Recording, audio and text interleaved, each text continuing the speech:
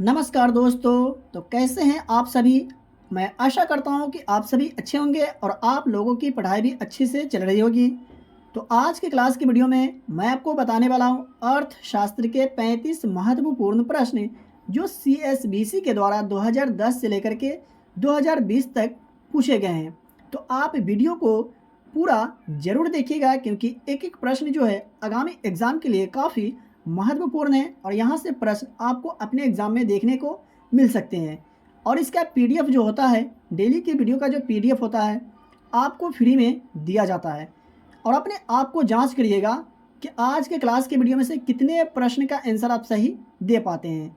तो आज का पहला प्रश्न है, बैंकिंग के क्षेत्र में प्रसिद्ध CBS संकेताक्षर समूह में C का आशय क्या है। बैंकिंग के क्षेत्र में प्रसिद्ध CBS संकेताक्षर समूह में C का आशय क्या है। ये जो प्रश्न है सिपाही भर्ती 14/4/2010 में जो एग्ज़ाम हुआ उसमें पूछा जा चुका है। तो सही आंसर की अगर बात करें तो ऑप्शन ए इसका सही उत्तर हो जाएगा, यानी C का आशय क्या होता है, कोर होता है। तो चलिए देखते हैं आज का दूसरा प्रश्न को। बात करें 2 नंबर प्रश्न का, तो राज्य सरकार को सबसे अधिक राजस्व प्रदान करता है। राज्य सरकार को सबसे अधिक राजस्व प्रदान करता है। तो ऑप्शन ए में निगम कर, बी में सीमा शुल्क और सी में आबकारी शुल्क और डी में बिक्री कर। तो सही आंसर की अगर बात करें तो ऑप्शन डी इसका सही उत्तर हो जाएगा, यानी बिक्री कर से राज्य सरकार को सबसे अधिक राजस्व प्राप्त होता है। देखते हैं आज का अगला प्रश्न को। 3 नंबर में भारतीय रुपये का नया प्रतीक चिन्ह किसने तैयार किया। भारतीय रुपये का नया प्रतीक चिन्ह जो है यह किसने तैयार किया।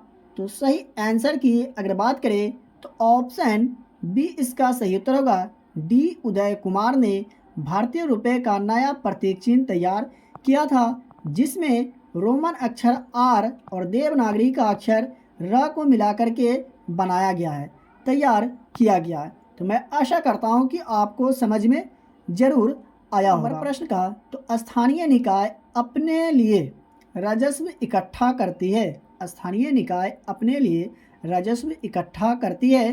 तो सही आंसर की अगर बात करें तो ऑप्शन बी इसका सही उत्तर हो जाएगा, गृह कर से स्थानीय निकाय अपने लिए राजस्व इकट्ठा करती है। यह जो प्रश्न है सिपाही भर्ती यानी बिहार पुलिस के एग्ज़ाम में 19/10/2014 को पूछा गया था। देखते हैं आज का अगला प्रश्न को। बात करें 5 नंबर प्रश्न का, तो बैंक नोट प्रेस कहाँ स्थित है। बैंक नोट प्रेस जो है निम्न में से कहाँ स्थित है। तो ऑप्शन ए में देवास, बी में हैदराबाद, सी में नासिक और ऑप्शन डी में होशंगाबाद। तो सही आंसर की अगर बात करें तो ऑप्शन ए इसका सही आंसर हो जाएगा, देवास में स्थित है बैंक नोट प्रेस। देखते हैं आज का अगला प्रश्न को।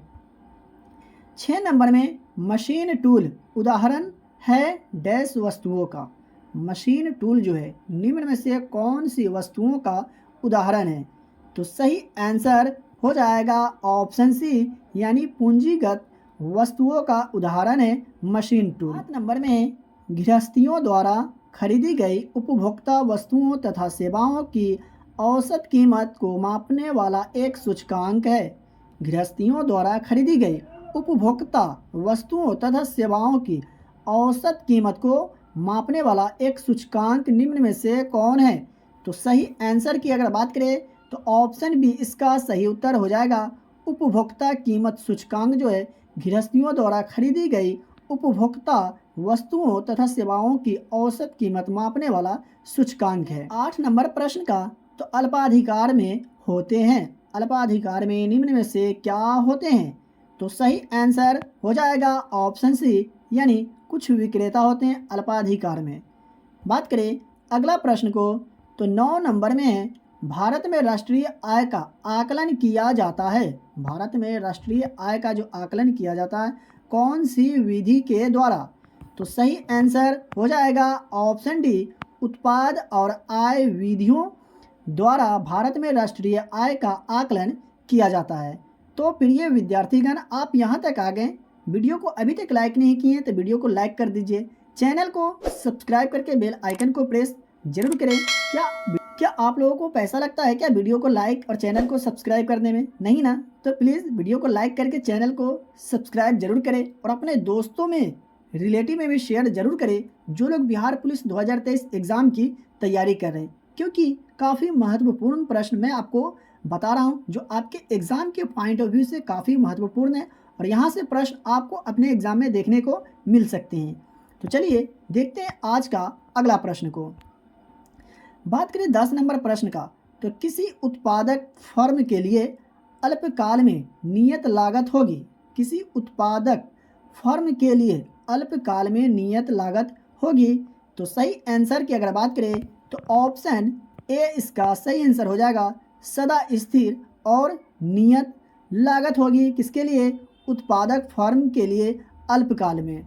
11 नंबर में है, भारत में 14 प्रमुख बैंकों का राष्ट्रीयकरण किस वर्ष किया गया था? भारत में 14 प्रमुख बैंकों का जो राष्ट्रीयकरण किया गया, निम्न में से किस वर्ष किया गया था? तो सही आंसर होगा ऑप्शन डी, यानी 1969 ईस्वी को भारत में 14 प्रमुख बैंकों का राष्ट्रीयकरण किया गया था। तो प्रिय विद्यार्थीगण, मैं आपको बताते चलूँ कि अगर आपको किसी भी प्रश्न में डाउट हो, किसी भी प्रश्न के उत्तर में अगर आपको डाउट हो तो आप हमसे कमेंट बॉक्स में पूछ सकते हैं। अगर आप लोगों का कोई सवाल होता है तो मैं जवाब भी देता हूं, मैं सभी लोगों के कमेंट को रीड करता हूं। बात करें 12 नंबर प्रश्न का, तो 1 रुपये के नोट किसके द्वारा जारी किए जाते हैं? 1 रुपया का जो नोट होता है किसके द्वारा जारी किया जाता है? यहाँ पे बहुत लोग कन्फ्यूज़ होंगे। जी हाँ, तो आपको यहाँ पे कन्फ्यूज़ नहीं होना है। सही आंसर चलिए मैं आपको बता देता हूँ। तो ऑप्शन ए इसका सही उत्तर हो जाएगा। वित्त मंत्रालय के द्वारा 1 रुपये के नोट जारी किए जाते हैं। वित्त मंत्रालय की जगह आपको भारत सरकार भी देखने को मिल सकता है, तो इसलिए आपको कंफ्यूज नहीं होना है। वित्त मंत्रालय ऑप्शन में रहेगा तो वित्त मंत्रालय, नहीं तो भारत सरकार रहेगा तो आपको भारत सरकार टिक लगाना है। तो मैं आशा करता हूँ कि आपको जरूर समझ में आ गया होगा कि 1 रुपये के नोट किसके द्वारा जारी किया जाता है? वित्त मंत्रालय के द्वारा। आप गलती से भी भारतीय रिजर्व बैंक को टिक नहीं करिएगा। तो मैं आशा करता हूं कि आपको समझ में आ गया होगा कि 1 रुपये के नोट किसके द्वारा जारी किए जाते हैं। बात करें 13 नंबर प्रश्न का, तो निम्न में से किस वस्तु का केवल विनिमय मूल्य है? निम्न में से किस वस्तु का केवल विनिमय मूल्य है? विनिमय का अर्थ होता है साथियों किसी वस्तु के बदले किसी दूसरी वस्तु का आदान प्रदान करना। तो निम्न में से कौन सी वस्तु का विनिमय मूल्य हो सकता है? तो सही आंसर हो जाएगा ऑप्शन सी, यानी हीरा। तो मैं आशा करता हूं कि आपको समझ में आ गया होगा कि विनिमय का अर्थ क्या होता है। तो विनिमय का अर्थ होता है किसी वस्तु के बदले किसी दूसरी वस्तु का आदान प्रदान करना। चलिए देखते हैं आज का अगला प्रश्न को। 14 नंबर में जीएसटी कानून लागू करने वाला पहला राज्य कौन है? जीएसटी कानून लागू करने वाला भारत का पहला राज्य कौन है? यह जो प्रश्न है बिहार पुलिस एग्ज़ाम में पूछा जा चुका है 22/10/2017 को। तो सही आंसर मैं आशा करता हूं कि आप सभी लोगों को ज़रूर याद होगा। तो सही आंसर की अगर बात करें तो ऑप्शन बी इसका सही उत्तर हो जाएगा असम। असम भारत का एक ऐसा राज्य है जो जीएसटी लागू करने वाला भारत का पहला राज्य है। तो चलिए देखते हैं आज का अगला प्रश्न को। 15 नंबर प्रश्न का, तो निम्नलिखित उपायों में से जो भारत के भुगतान की स्थिति के संतुलन को सुधारने में मदद नहीं कर सकता है वह निम्न में से क्या है? निम्नलिखित उपायों में जो भारत के भुगतान की स्थिति के संतुलन को सुधारने में मदद नहीं कर सकता है वो ऑप्शन में से कौन सा है? तो सही आंसर हो जाएगा ऑप्शन सी, यानी निर्यात पर उच्च शुल्क लगाने जो है ये भारत की भुगतान की स्थिति को संतुलन को सुधार करने में मदद नहीं कर सकता है। चलिए देखते हैं आज का अगला प्रश्न को। बात करें 16 नंबर प्रश्न का, तो वरिष्ठ अर्थशास्त्र का संबंध है। वरिष्ठ अर्थशास्त्र का जो संबंध है निम्न में से किससे है? तो राइट आंसर हो जाएगा ऑप्शन सी, यानी ए और बी दोनों, यानी व्यक्तिगत आर्थिक एजेंटों के व्यवहार से तथा संपूर्ण अर्थव्यवस्था की समझ से वरिष्ठ अर्थशास्त्र का संबंध है। 17 नंबर प्रश्न का, तो भारत में पूंजी खाते की परिवर्तनीयता पर कौन सी समिति बनी है? भारत में पूंजी खाते की परिवर्तनीयता पर कौन सी समिति बनी है? तो राइट आंसर हो जाएगा ऑप्शन बी। जी हाँ, तारापोर समिति बनी है भारत में पूंजी खाते की परिवर्तनीयता पर। बात करें इसका जो गठन किया गया, कब किया गया? तो 1997 में यानी 1997 में भारत सरकार की सलाह पर तारापुर समिति का गठन किया गया था। तो ये भी आप जरूर याद रखें। 18 नंबर में भारत में विदेशी प्रत्यक्ष निवेश से होने वाले प्रवाह को शामिल किया जाता है। भारत में विदेशी प्रत्यक्ष निवेश से होने वाले प्रवाह को शामिल किया जाता है निम्न में से किस में? और यह जो प्रश्न है सिपाही भर्ती एग्जाम 8/3/2020 को पूछा जा चुका है। तो सही आंसर की अगर बात करें तो ऑप्शन ए इसका सही आंसर हो जाएगा। पूंजी खाते की जमा मंदों में भारत में विदेशी प्रत्यक्ष निवेश से होने वाले प्रवाह को शामिल किया जाता है। बात करें नेक्स्ट प्रश्न का, तो 19 नंबर में है, जब नियोजित विनियोग बचत से अधिक हो तो क्या बढ़ती है? जब नियोजित विनियोग बचत से अधिक हो तो क्या बढ़ती है? तो राइट आंसर की अगर बात करें तो ऑप्शन डी इसका सही उत्तर होगा। ब्याज की दर जो है घटती है। कब? जब नियोजित विनियोग बचत से अधिक होता है तब। बात करें 20 नंबर प्रश्न का, तो जब वस्तु की कीमत बढ़ने पर कुल व्यय बढ़े तो मांग की कीमत लोच होगी। जब वस्तु की कीमत बढ़ने पर कुल व्यय बढ़े तो मांग की कीमत लोच होगी। तो राइट आंसर होगा ऑप्शन डी यानी 0 होगा। तो मैं आशा करता हूं कि आपको समझ में आ गया होगा। 21 नंबर प्रश्न का, तो विद्यालय की इमारत के रख रखाव पर किया जाने वाला खर्च है।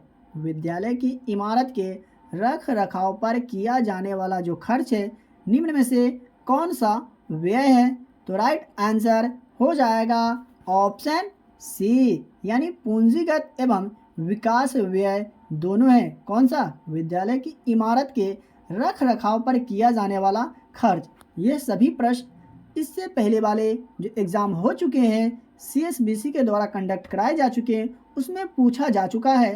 तो आगे भी पूछे जाने की संभावना है। तो एक एक प्रश्न जो है काफ़ी महत्वपूर्ण है। 22 नंबर प्रश्न का, तो बाजार मांग वक्र होता है। बाजार मांग वक्र होता है।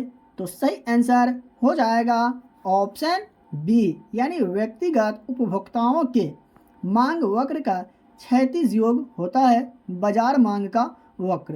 23 नंबर प्रश्न का, तो राजकोषीय घाटे को कैसे परिभाषित किया जा सकता है? राजकोषीय घाटे को निम्न में से कैसे परिभाषित किया जा सकता है? तो सही आंसर हो जाएगा ऑप्शन सी। राजकोषीय घाटा बराबर कुल व्यय माइनस राजस्व प्राप्तियां प्लस गैर की पूंजीगत प्राप्तियां। राजकोषीय घाटे को परिभाषित किया जाता है इन तरीकों के द्वारा। अब राजकोषीय घाटा कहते किसे हैं? तो सरकार के द्वारा प्राप्त आय से अधिक आय जो खर्च किया जाता है उसी को राजकोषीय घाटा कहा जाता है। तो ये भी आप याद रखें। 24 नंबर में निम्न में से किसके कारण राष्ट्रीय आय के चक्रकार प्रवाह का आकार घटता है? निम्न में से किसके कारण राष्ट्रीय आय के चक्रकार प्रवाह का आकार घटता है? तो सही आंसर होगा ऑप्शन डी यानी आयात। जी हाँ, आयात के कारण राष्ट्रीय आय के चक्रकार प्रवाह का आकार जो है घटता है। देखते हैं आज का अगला प्रश्न 25 नंबर में है, भारत में वित्तीय वर्ष कब शुरू होता है? भारत में वित्तीय वर्ष कब शुरू होता है? मोस्ट VVI प्रश्न है और यही सभी प्रश्न को रिपीट करके फिर से पूछा जा सकता है। तो इसलिए आप जरूर याद रखें। तो सही आंसर की अगर बात करें तो ऑप्शन सी इसका सही उत्तर होगा। 1 अप्रैल से 31 मार्च तक को भारत में वित्तीय वर्ष शुरू होता है। कब? 1 अप्रैल से और ख़त्म कब होता? नेक्स्ट वर्ष यानी 31 मार्च को। तो मैं आशा करता हूं कि आपको समझ में आ गया होगा कि 1 अप्रैल से शुरू होकर अगले साल 31 मार्च तक होता है वित्तीय वर्ष। बात करें आज का अगला प्रश्न का 26 नंबर में, रिजर्व बैंक का मुख्यालय कहाँ है? इस प्रश्न का आंसर किसको याद नहीं होगा? भारतीय रिजर्व बैंक का जो मुख्यालय है निम्न में से कहाँ है? तो सही आंसर होगा ऑप्शन ए यानी मुंबई में है। 27 नंबर में, जिसमें वस्तु का केवल एक विक्रेता होता है ऐसे बाजार की स्थिति है। जिसमें वस्तु का केवल एक विक्रेता हो ऐसे बाजार की स्थिति को क्या कहते हैं? तो सही आंसर होगा ऑप्शन बी यानी एकाधिकार। समझ गए होंगे, जिसमें वस्तु का केवल एक विक्रेता होता है ऐसे बाजार की स्थिति को एकाधिकार कहते हैं। तो ये आपको जरूर याद रखना चाहिए, क्योंकि यहाँ से प्रश्न आपको फिर से देखने को मिल सकते हैं। 28 नंबर में, मुद्रा के आंतरिक मूल्य का अर्थ क्या है? मुद्रा के आंतरिक मूल्य का जो अर्थ होता है क्या होता है? तो सही आंसर होगा ऑप्शन सी यानी मुद्रा की क्रय शक्ति होता है मुद्रा के आंतरिक मूल्य का अर्थ। बात करें 29 नंबर प्रश्न का, तो मांग के लिए आवश्यक तत्व है। मांग के लिए निम्न में से कौन सा आवश्यक तत्व है? तो सही आंसर की अगर बात करें तो ऑप्शन डी इसका सही उत्तर होगा उपर्युक्त सभी। वस्तु की इच्छा, ऑप्शन बी में एक निहित मूल्य, और ऑप्शन सी में साधन व्यय करने की तत्परता, यानी उपर्युक्त सभी मांग के लिए आवश्यक तत्व हैं। बात करें 30 नंबर प्रश्न का, तो अर्थशास्त्र में उत्पादन का अर्थ है। अर्थशास्त्र में उत्पादन का जो अर्थ होता है क्या होता है? तो सही आंसर हो जाएगा ऑप्शन सी उपयोगिता बनाना या उपयोगिता का सृजन करना। आपको ऑप्शन में देखने को मिल सकते हैं, तो बिल्कुल भी कंफ्यूज नहीं होना है। तो अर्थशास्त्र में उत्पादन का अर्थ क्या होता है? उपयोगिता बनाना। 31 नंबर में, उत्पादन का सक्रिय साधन है। निम्न में से कौन जो है उत्पादन का सक्रिय साधन है? तो सही आंसर होगा ऑप्शन ए यानी श्रम जो है उत्पादन का सक्रिय साधन है। प्रश्न का, तो राष्ट्रीय आय क्या है? राष्ट्रीय आय क्या है? आप लोग काफ़ी बार सुने होंगे, पढ़े भी होंगे। तो सही आंसर मैं आशा करता हूँ कि आप सभी लोगों को याद होगा। तो सही आंसर होगा ऑप्शन ए। जी हाँ, एक वर्ष में किसी देश में उत्पादित सभी वस्तुओं तथा सेवाओं का शुद्ध मूल्य के योग जो होता है वो राष्ट्रीय आय कहलाता है। तो आप जरूर याद रखें इस परिभाषा को। बात करें 33 नंबर प्रश्न का, तो शुद्ध राष्ट्रीय उत्पाद का मूल्यांकन कैसे किया जाता है? शुद्ध राष्ट्रीय उत्पाद का मूल्यांकन कैसे किया जाता है? महिला सिपाही भर्ती परीक्षा 4/10/2020 में यह प्रश्न पूछा जा चुका है। तो सही आंसर की अगर बात करें तो ऑप्शन बी इसका सही उत्तर होगा NNP बराबर GNP माइनस मूल्यह्रास होता है शुद्ध राष्ट्रीय उत्पाद का मूल्यांकन। बात करें 34 नंबर प्रश्न का, तो कपास के रेशों का उपयोग कर कपड़े बनाने की आर्थिक गतिविधि किस क्षेत्र के अंतर्गत आती है? कपास के रेशों का उपयोग कर कपड़े बनाने की आर्थिक गतिविधि किस क्षेत्र के अंतर्गत आती है? कितने क्षेत्र होते हैं? 3, प्राथमिक क्षेत्र, द्वितीय क्षेत्र और तृतीय क्षेत्र। प्राथमिक क्षेत्र कृषि क्षेत्र को प्राथमिक क्षेत्र कहा जाता है, तृतीय क्षेत्र सेवा क्षेत्र को। तो इसलिए आप जरूर याद रखिए। और इस प्रश्न का अगर सही आंसर की अगर बात करें तो ऑप्शन ए इसका सही उत्तर हो जाएगा द्वितीय क्षेत्र। जी हाँ, कपास के रेशों का उपयोग कर कपड़े बनाने की आर्थिक गतिविधि किस क्षेत्र के अंतर्गत आता है? तो द्वितीय क्षेत्र के अंतर्गत आता है। चलिए देखते हैं आज का अगला प्रश्न को। बात करें 35 नंबर प्रश्न का, तो पंचायत की वित्तीय स्थिति की समीक्षा कौन करता है? पंचायत की वित्तीय स्थिति की समीक्षा कौन करता है? यह जो प्रश्न है फॉरेस्ट गार्ड एग्जाम 16/12/2020 में पूछा जा चुका है। तो राइट आंसर की अगर बात करें तो ऑप्शन सी इसका सही उत्तर होगा राज्य वित्त आयोग पंचायत की वित्तीय स्थिति की समीक्षा करता है। तो मैं आशा करता हूं कि आपको समझ में आ गया होगा। तो आज का क्लास का वीडियो आपको कैसा लगा कमेंट करके ज़रूर बताइएगा। और कितने प्रश्न का आंसर आपको पहले से याद था, कितने प्रश्न का आंसर आप सही दे पाएँ, अपना स्कोर कमेंट बॉक्स में ज़रूर बताएं। और अभी तक वीडियो को लाइक नहीं किए तो वीडियो को लाइक कर दीजिए, चैनल को सब्सक्राइब करके बेल आइकन को प्रेस जरूर करें और ज़्यादा से ज़्यादा अपने दोस्तों रिलेटिव में भी शेयर जरूर करें जो लोग बिहार पुलिस 2023 एग्ज़ाम की तैयारी कर रहे हैं। इसका PDF लेना चाहते हैं तो वीडियो के डिस्क्रिप्शन में टेलीग्राम चैनल लिंक को ज्वाइन करके डेली के वीडियो का फ्री में PDF प्राप्त करें। तो चलिए मिलते फिर से एक नए वीडियो में।